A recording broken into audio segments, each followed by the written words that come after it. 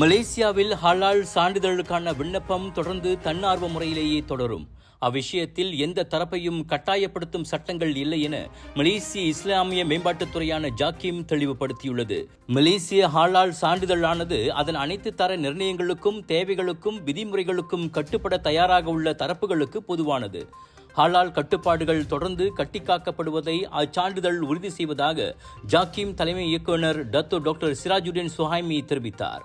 கிளந்தானில் ஊராட்சி மன்றம் ஒன்று வியாபார உரிமத்தை புதுப்பிக்க விரும்பும் உணவு மற்றும் பானங்களை விற்கும் கடைகள் கட்டாயம் ஹலால் சான்றிதழை கொண்டிருக்க வேண்டும் என விதிமுறை கொண்டு வந்திருப்பது குறித்து கேட்டபோது அவர் அவ்வாறு சொன்னார்.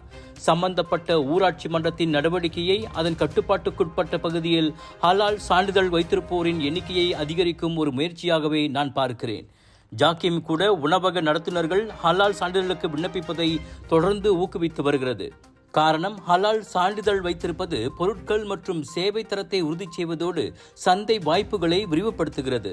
ஆனால் வியாபாரிகள் மற்றும் மக்கள் மத்தியில் குழப்பம் ஏற்படுவதை தவிர்க்க அது குறித்த தெளிவான விரிவான விளக்கத்தை வழங்க வேண்டியது ஊராட்சி மன்றத்தின் கடமை என்றார் அவர்.